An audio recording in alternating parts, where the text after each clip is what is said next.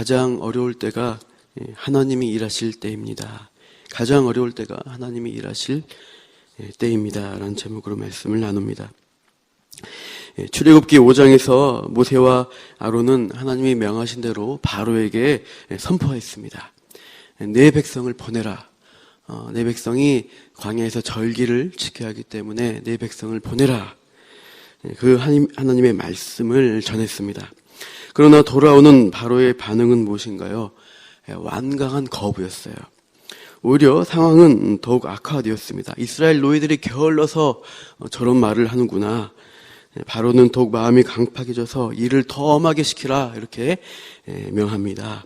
이제부터 짚을 주지 말고 스스로 짚을 주어서 벽돌 재료를 스스로 주어서 원래 전과 똑같은 수량의 벽돌을 만들라 그렇게 명령했어요. 당연히 재료 없이 만들려고 하니까 할당량을 채울 수가 없습니다. 그러니까 이제 대표로 백성들의 대표적인 벽돌의 수량을 기록하는 기록원들이 있습니다. 그 이스라엘의 기록원들을 마구마구 때리기 시작합니다. 일 똑바로 해 이렇게 엄하게 합니다. 이스라엘 백성들은 처음에 모세와 아론이 하나님의 전하는 그 희망의 복음을 듣고 너무 좋았습니다. 처음에는 좋았죠. 이제 지겨운 노예 생활에서 해방될 수 있겠다. 이제 우리는 하나님이 우리의 부르짖음과 기도에 응답하셨구나 이렇게 좋아했습니다. 그러나 그 결과는 지금 현재 결과는 뭐예요? 최악의 상황으로 가고 있어요. 그 노동 환경은 더욱 악화되었습니다. 매일 노동을 해야 되는데 맞으니까 몸이 더 불편하고 힘들어져요. 이제 앞으로가 더 걱정이 됩니다. 계속 짚을 주어서 벽돌을 만들어내야 되는데 매일마다 목표량에 도달할 수가 없는 상황이에요. 내일도 모레도 일과 후에 계산을 하면은 맞을 일밖에 없어요. 그래서 이제 이스라엘 자손의 기록원들은 앞일을 생각하면 눈앞이 캄캄합니다. 이러다 결국 우리가 다 죽게 생겼다. 그러고 이제 있는데 이 길가에 서 있는 모세와 아론을 발견했습니다. 어때요? 이제 터진 버물처럼 모세와 아론에게 원망을 쏟아내고 있습니다. 이 모세놈, 네가 나타나가지고 우리가 이제 죽게 생겼다. 이제 이 사단을 어떻게 할 거냐 이렇게 하는 부분이 어제 봤던 출애굽기 5장 20절에서 21절에 그 백성의 토로하는 장면이 나오고 있습니다. 여러분, 우리가 하나님의 복음을 듣고 또 하나님이 우리를 도우시고 함께 하신다. 잘 될 것이다. 기도하고 믿음으로 삽시다. 아멘. 이렇게 우리가 응답을 합니다. 믿겠다고 하고 신앙으로 살아보려고 하는데 오히려 상황이 더 악화되는 일들이 생겨날 수가 있어요. 분명히 하나님이 인도하시면 형통할 줄 알았는데 불통인 거예요. 잘 안 되는 거예요. 모세가 그러한 난감한 상황에 처한 것이에요. 그래서 모세는 이 백성들의 원망을 들으면서 하나님께 토로하고 있어요. 이게 22절에서 23절입니다. 함께 읽겠습니다. 시작. 모세가 여호와께 돌아와서 아뢰되 주여 어찌하여 이 백성이 학대를 당하게 하셨나이까? 어찌하여 나를 보내셨나이까? 내가 바로에게 들어가서 주의 이름으로 말한 후로부터 그가 이 백성을 더 학대하며 주께서도 주의 백성을 구원하지 아니하시나이다. 어찌하여 더 학대당하고 백성의 구원의 길은 보이지 않습니까? 이렇게 하나님께 토로합니다. 그때 주신 하나님의 약속은 어떻게 된 것입니까? 이렇게 묻고 있습니다. 그래서 바로는 이 모세는 아마 그 마음 가운데 제가 안 된다고 했잖아요. 바로가 어떠한 존재인데 애굽이 어떠한 나라인데 이렇게 쉽게 우리를 풀어주겠습니까? 오히려 하나님 말씀대로 순종하니까 더 안 좋아졌어요. 23절에 나오듯이 주의 이름을 말한 후부터 그렇다고 얘기하는 거예요. 주님 말씀에 순종한 후부터 결과가 어떻게 되었습니까? 더 학대받고 백성은 구원으로부터 멀어져가는 상황인 것 같습니다. 모세는 이런 악화된 결과에 대해서 하나님께 책임을 묻고 불평을 하고 있어요. 그때 하나님의 답변이 무엇입니까? 우리 6장 1절을 같이 읽겠습니다. 시작. 여호와께서 모세에게 이르시되 이제 내가 바로에게 하는 일을 내가 보리라. 강한 손으로 말미암아 바로가 그들을 보내리라. 강한 손으로 말미암아 바로가 그의 땅에서 쫓아내리라. 이제 내가 바로에게 하는 일을 네가 보게 될 것이다. 하나님의 강한 손, 그 능력이 나타나는 것을 볼 수 있을 것이다. 바로가 바로 이스라엘 자손들을 그의 땅에서 보내줄 것인데, 지금은 꽉 잡아서 안 놔주려고 하고 있는데, 때가 되면은 그들이 쫓아내듯이 너희들을 보내줄 것이다. 그 약속의 말씀을 1절에서 답으로 주시고 있어요. 그래서 우리가 주목할 구절이 있습니다. 이제 내가 바로에게 하는 일을 내가 보리라. 이 구절이에요. 이제라는 단어입니다. 내가 이제 바로에게 일할 때가 되었다라고 말씀하세요. 강한 손으로 하나님의 큰 일을 나타낼 때가 이제다. 여러분 말씀대로 사는데, 하나님의 뜻을 따라 살려고 노력하는데 더 어려워진 상황이 생긴다. 상황과 환경이 우리 힘으로 감당할 수 없는 때가 되어진다. 그때는 하나님이 일하실 때가 되었다라는 의미입니다. 가장 어려울 때가 하나님이 일하실 때라는 그 말씀으로 우리가 받아야 할 것입니다. 이런 방식으로 일하시는 하나님의 모습을 우리가 성경에서 찾아볼 수가 있어요. 출애굽기 14장을 보시면 출애굽한 백성들이 앞에는 홍해, 뒤에는 애굽 군대의 진퇴양난의 상황에 빠지는 모습이 나옵니다. 그때 하나님이 모세를 통해서 이렇게 말씀하세요. 14장 13절에 이렇게 말씀합니다. 모세가 백성에게 이르되 너희는 두려워하지 말고 가만히 서서 여호와께서 오늘 너희를 위하여 행하시는 구원을 보라. 너희가 오늘 본 애굽 사람을 영원히 다시 보지 아니하리라. 이렇게 하나님이 가만히 서서 하나님이 하시는 일을 보라고 말씀하세요. 신약의 요한복음 11장을 보시면 예수님의 친구 나사로가 죽습니다. 이미 나흘이나 되어서 시체 썩는 냄새가 나는 날에 그제서야 예수님이 이 나사로의 집으로 찾아오셨어요. 누이였던 마르다와 마리아가 슬퍼하면서 예수님이 여기 계셨으면 우리 형제, 우리 오빠 나사로가 살았을 텐데, 이렇게 예수님께 위급할 때 왜 안 오셨냐고 넋두리를 합니다. 그때 예수님은 이런 말씀을 하십니다. 요한복음 11장 40절입니다. 내 말이 네가 믿으면 하나님의 영광을 보리라 하지 아니하였느냐. 우리 생각에는 모든 일이 평안하고 안전하게 진행되었으면 좋겠는데, 출애굽할 때 막다른 길로 빠지지 않고 바로의 군대를 피해서 잘 따돌리면서 도망갈 수 있는 전략적인 길로 갔으면 좋았을 텐데, 또 나사로가 아파 죽기 전에 예수님이 얼른 오셔가지고 손을 얹고 기도해 주셔서 나아가지고 이렇게 했으면 좋았을 텐데, 우리가 그렇게 생각하기가 쉽습니다. 인간적으로는 그렇습니다. 그러나 하나님은 어떻게 일하시는가? 출애굽한 백성들을 막다른 골목으로 끌어가시는 분이 바로 하나님이세요. 출애굽기 14장 2절은 이렇게 백성을 하나님이 이렇게 인도했다라고 말씀합니다. 이스라엘 자손에게 명령하여 돌이켜 바다와 믹돌 사이에 비아히롯 곧 앞 바알스본 맞은편 바닷가에 장막을 치게 하라. 바로가 이스라엘 자손에 대하여 말하기를 그들이 그 땅에서 멀리 떠나 광야에 갇힌 바 되었다 하리라. 하나님이 몰고 가신 거예요. 그 막다른 골목으로. 또 나사로가 병에 걸려 죽도록 내버려 두신 이가 누구이신가? 바로 예수님이세요. 요한복음 11장 5절, 예수께서 본래 마르다와 그 동생과 나사로를 사랑하시더니 나사로가 병들었다함을 들으시고 그 계시던 곳에 이틀을 더 유하시고, 일부러 더 시간을 갈 수 있었는데 안 가시고 버티셨어요. 죽을 때까지 기다리신 거예요. 상황을 더 악화하고 시키는 것입니다. 그런 분이 하나님이실 수 있다는 거예요. 우리가 하나님 말씀을 순종하며 하나님을 의지하는데 더 안 좋은 결과로 이끌어지는 상황이 생겨요. 그때 우리는 오늘 주시는 이 말씀, 이 구절을 기억을 해야 합니다. 6장 1절 다시 한번 읽읍시다. 시작.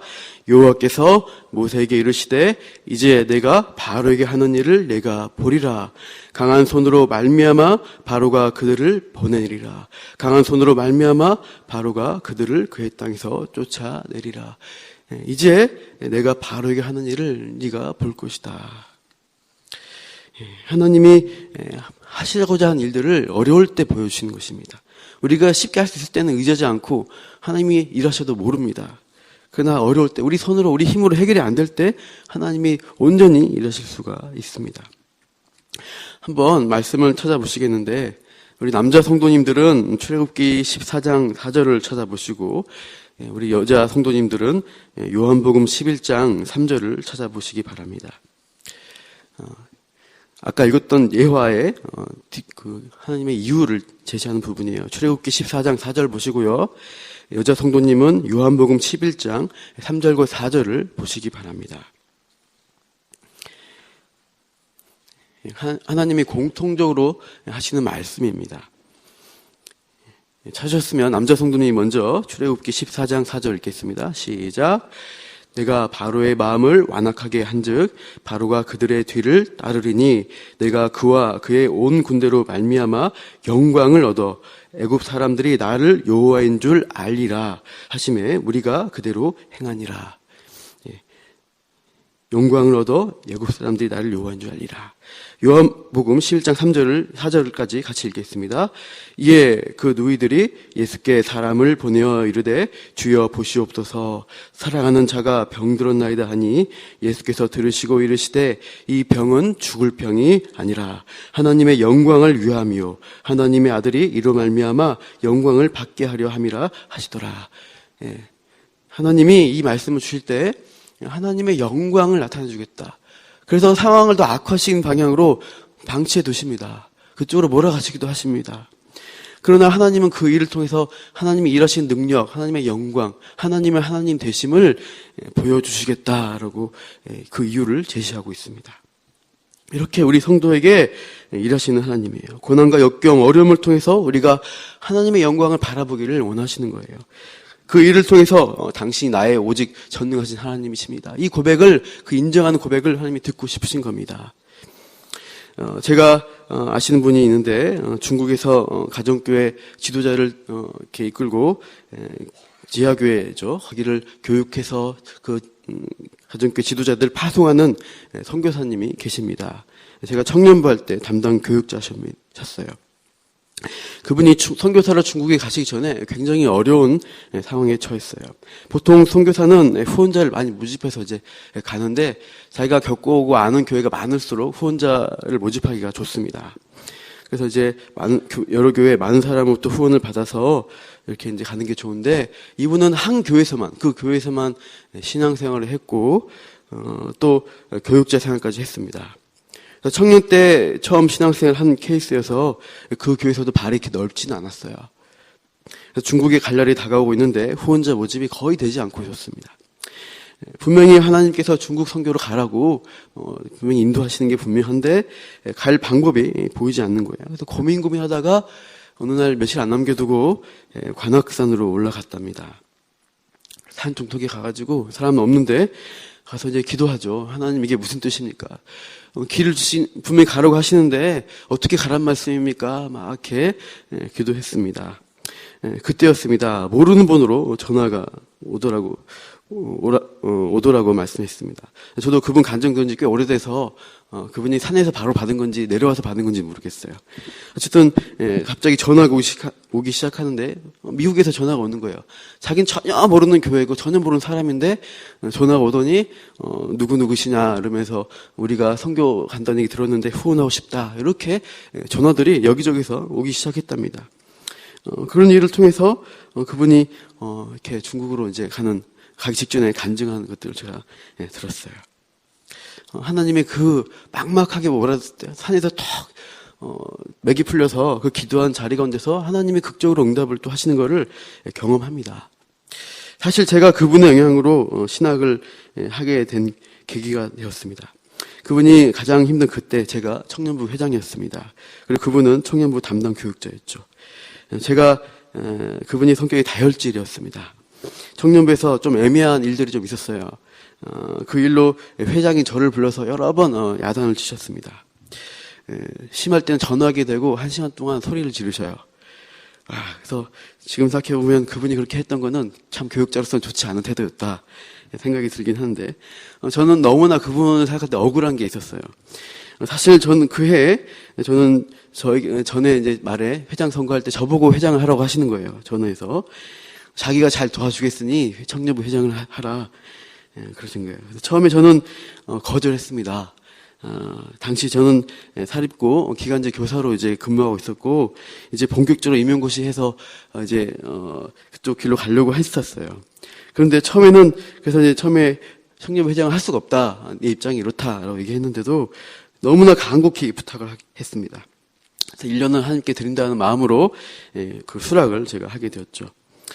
그렇게 했던 회장 자리인데 조금만 어려운 일 생기면 그 스트레스를 저한테 푸시고 소리 지르시고 야단을 치시는 거예요. 그래서 제가 저도 그 고통을 많이 겪으면서 순종했는데 우리 교육자님께 순종했는데 이게 뭐냐 이렇게 그런 힘든 일이 있었죠.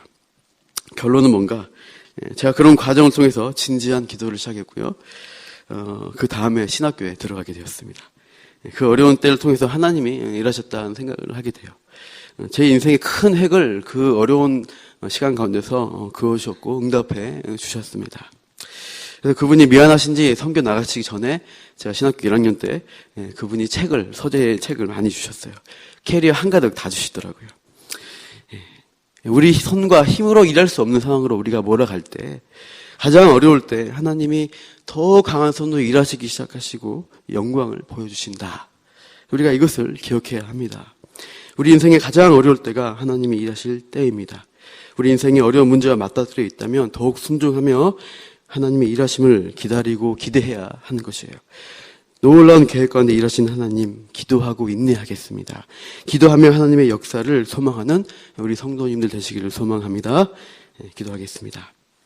하나님, 우리가 믿음으로 이 세상에서 살아가려고 할 때 더욱 힘들고 어려운 일들이 종종 생깁니다. 낙심되지만, 원망이 되지만 하나님의 선하심을 바라보고 참게 하여 주시옵소서. 가장 어려울 때 하나님이 어떻게 일하시는가, 이 일로 인해서 어떤 영광스러움을 나타내시려는가, 오히려 기대할 수 있는 믿음의 사람으로 우리를 빚어 주시옵소서. 그렇게 일하실 주님을 찬양하며 이 모든 말씀 예수님 이름으로 기도합니다. 아멘.